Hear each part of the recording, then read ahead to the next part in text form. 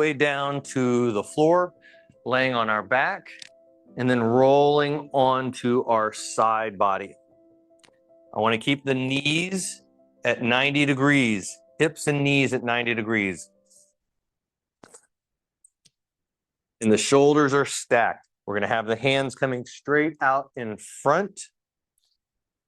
Our bottom hand is going to go across the top leg on that top knee. And really, I kind of want to let that top knee slide, or hip slide forward, so that I got a little bit of a ledge where my top knee is further forward than my bottom knee. So the top hand is going to go on top of the knee. My opposite hand is going to come across to my opposite shoulder. Head can kind of relax. If you need a bolster or a pillow to hold your head up to make it more comfortable, that is okay. Working to open up our shoulder and chest, but we're going to do so by using our eyes.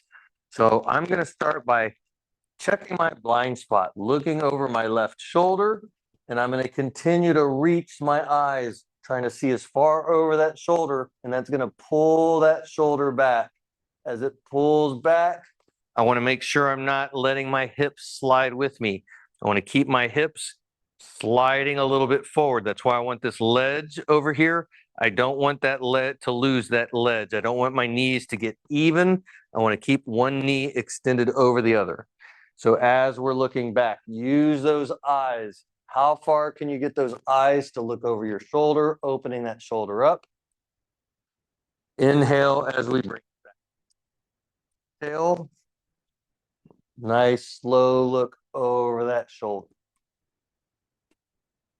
As you start getting into this, I want to make sure it's not painful in the back or the shoulder or the neck.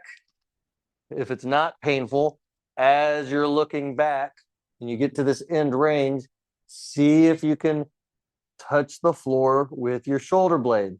More than likely, you're not going to get to the floor, but I'm moving that shoulder blade now. I would start with the eyes, and then I'm reaching a little bit with the shoulder blade, and then bringing it all the way back forward.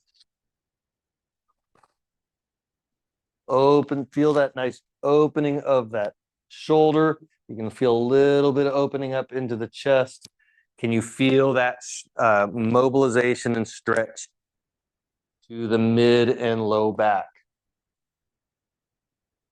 Once we get a good 5 to 10 reps, we can roll over to the other side. So again, starting hands straight out in front. Make sure the shoulders are nice and stacked. Knees and hips are at 90 degrees.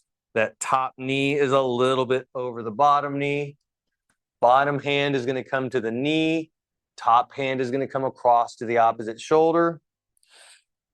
Nice inhale. As we exhale, we are looking over into our blind spot over our shoulder and continuing to follow our gaze, seeing how far can we look over that shoulder as that shoulder drags back. Inhale as we bring it all the way forward. Exhale. Start with the eyes, looking over that shoulder. Reach that shoulder back.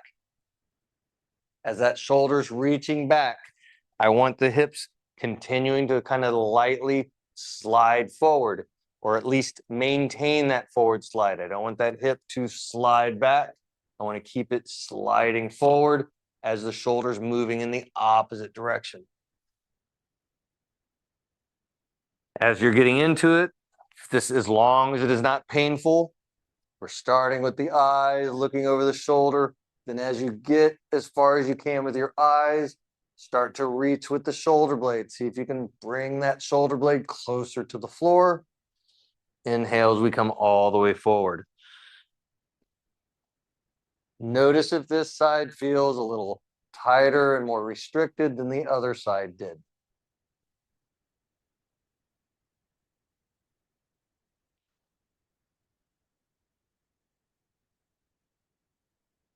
Good.